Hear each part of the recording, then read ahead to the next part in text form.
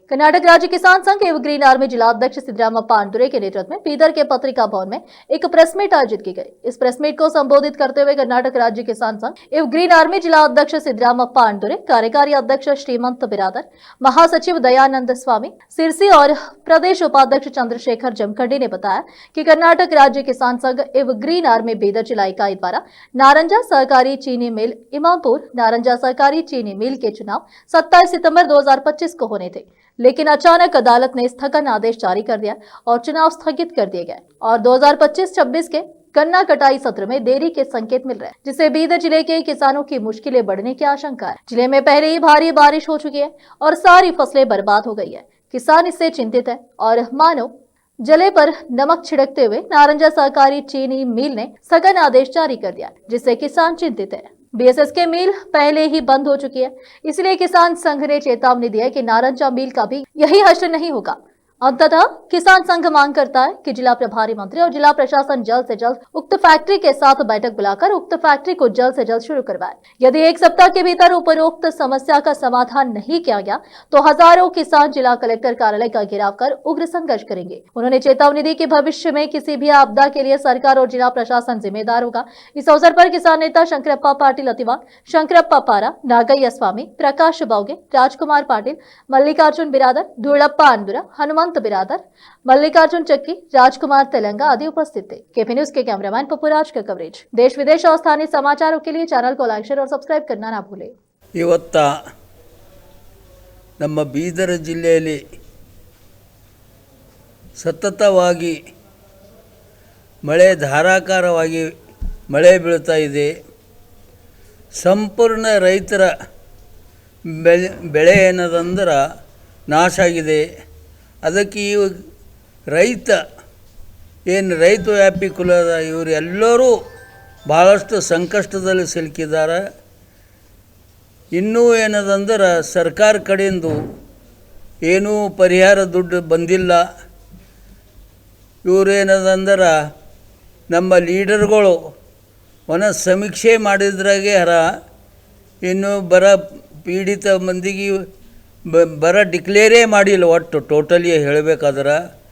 ಆದ ಕಾರಣ ಅದರಲ್ಲದೆ ನಮ್ಮ ನಾರಂಜ ಫ್ಯಾಕ್ಟ್ರಿ ಏನು ಎಲೆಕ್ಷನ್ ಇತ್ತು, ಆ ಎಲೆಕ್ಷನ್ ಹೆಸರು ಶ್ರೀಮಂತ್ ಬಿರಾದರ್, ಜಿಲ್ಲಾ ಕಾರ್ಯಾಧ್ಯಕ್ಷ, ರೈತ ಸಂಘ ಜಿಲ್ಲಾ ಕಾರ್ಯಾಧ್ಯಕ್ಷ।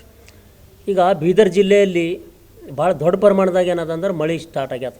ಸುಮಾರು 1.5 ತಿಂಗಳು 2 ತಿಂಗಳನ್ನೇ ಆಗ್ತಾ ಬಂದದ್ದು। ಖರೀಫ್ ಹಂಗಾಮಿಂದ ಎಲ್ಲ ಬೆಳೆಗಳು ನಾಶ ಆಗ್ಯಾವ। ಕೈಗೆ ಬಂದಂಥ ತುತ್ತು ಬಾಯಿಗೆ ಬರಲ್ದಂಗೆ ಆಗ್ಯದ।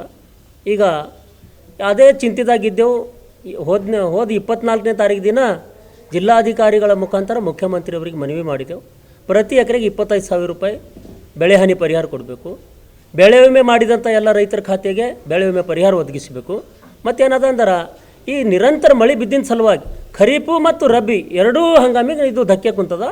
ಈಗ ಏನು ಬೆಳೆ ಸಾಲ ತಗೊಂಡಾನ ರೈತ, ಅದು ತುಂಬಲ್ದಂಗೆ ಆಗ್ಯದ ಇವನಿಗೆ, ಅಂದ್ರೆ ತುಂಬದ ಈ ಸಾಮರ್ಥ್ಯ ಇವನ ಬಲ್ಲಿ ಉಳಿದಿಲ್ಲ। ಅದರ ಕಡೆಯಿಂದ ಬೆಳೆ ಸಾಲ ಮನ್ನಾ ಮಾಡಬೇಕು ಇಂತ ಕೊಟ್ಟಿದ್ದೆವು।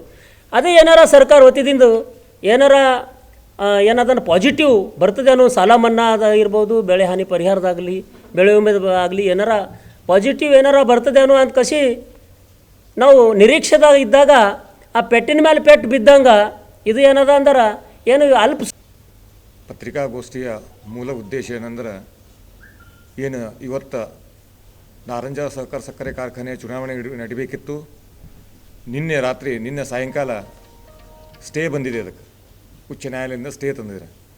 ಈಗ ಇನ್ನೊಂದು 8-10 ದಿವಸದಾಗ ಫ್ಯಾಕ್ಟ್ರಿ ಚಾಲೂ ಆಗೋ ಪೊಸಿಷನ್ದಾಗ ಅವ ಎಲ್ಲ ಫ್ಯಾಕ್ಟ್ರಿಗಳು।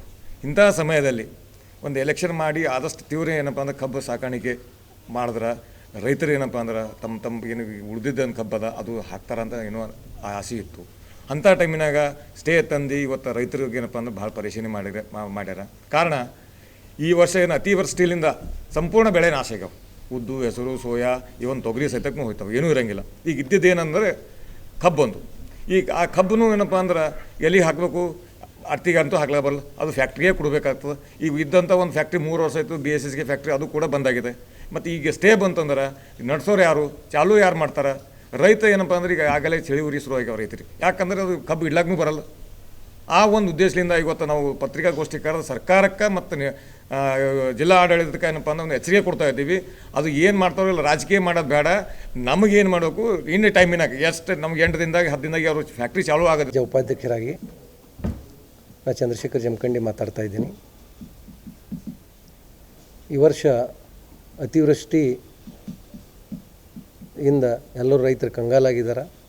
ಇಡೀ ರಾಜ್ಯದಲ್ಲೇ ಬೀದರ್ ಜಿಲ್ಲೆಯಲ್ಲಿ ಹೆಚ್ಚಿಗೆ ಮಳೆಯಾಗಿದೆ.